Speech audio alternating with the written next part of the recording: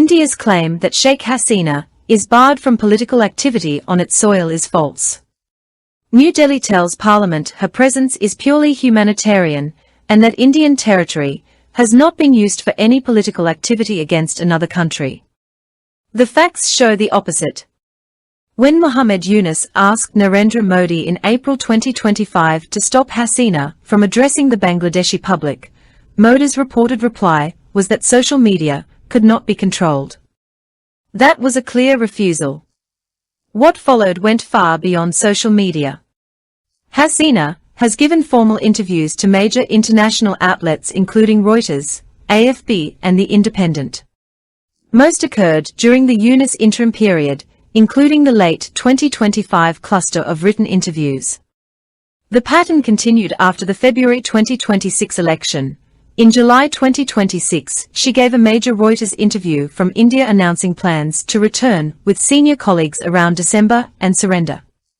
These are calculated political interventions that reach Bangladesh and challenge the legitimacy of successive governments. She has held physical meetings with Awami League leaders on Indian soil. Senior UK chapter figures travelled to Delhi to meet her. Strategy sessions with former ministers and organisers from Kolkata have been routine. Virtual coordination with activists inside Bangladesh continues at scale.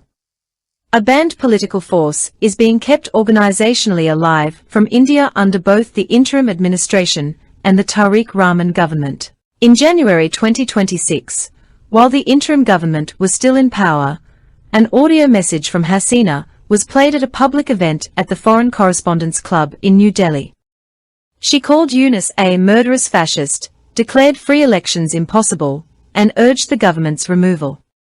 Bangladesh's foreign ministry formally protested that she had issued blatant incitements to her party loyalists and the general public to carry out acts of terror. India allowed the event and imposed no meaningful restrictions. The political messaging continued after the BNP took office. India has the clear capacity to restrict meetings, public addresses and media facilitation on its territory. It chooses not to. This preserves a political instrument New Delhi cultivated for 15 years, a reliable partner on security, borders and strategic alignment. Keeping that instrument viable after her fall maintains leverage over Bangladesh's politics under both interim and elected governments. The formal language of humanitarian refuge and no political platform is nothing but a cover. A deposed fascist under a death sentence continues to organize and agitate against the post-2024 order from the safety of a neighboring capital, with Indian knowledge and practical protection. That is interference in Bangladesh's internal affairs. It is deliberate meddling. Pure and simple. ভারতের এই দাবি মিথ্যা যে শেখ হাসিনাকে তার ভূখণ্ডে রাজনৈতিক কর্মকাণ্ড থেকে বিরত রাখা হয়েছে। নয়াদিল্লি সংসদকে জানায় যে তার উপস্থিতি সম্পূর্ণ মানবিক এবং অন্য কোনো দেশের বিরুদ্ধে কোনো রাজনৈতিক কর্মকাণ্ডের জন্য ভারতীয় ভূখণ্ড ব্যবহার করা হয়নি। তথ্য প্রমাণ এর বিপরীতটাই দেখায়।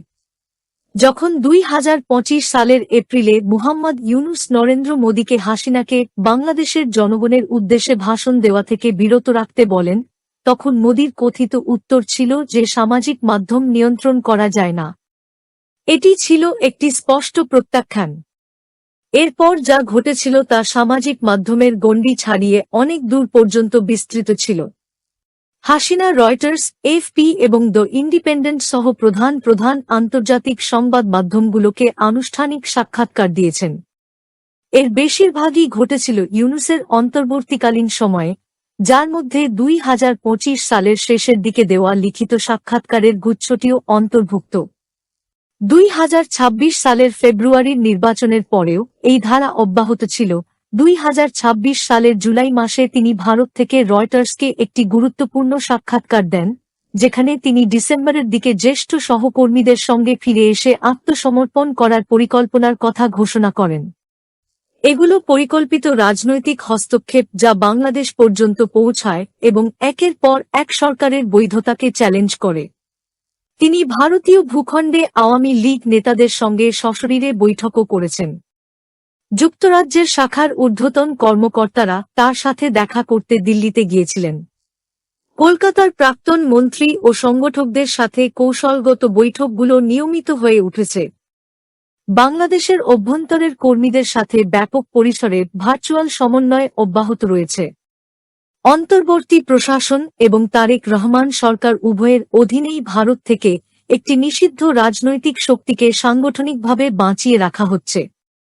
2026 সালের জানুয়ারিতে যখন অন্তর্বর্তী সরকার ক্ষমতায় ছিল, তখন নয়াদিল্লির ফরেন করেসপন্ডেন্টস ক্লাবের একটি জনসভায় হাসিনার একটি অডিও বার্তা বাজানো হয়।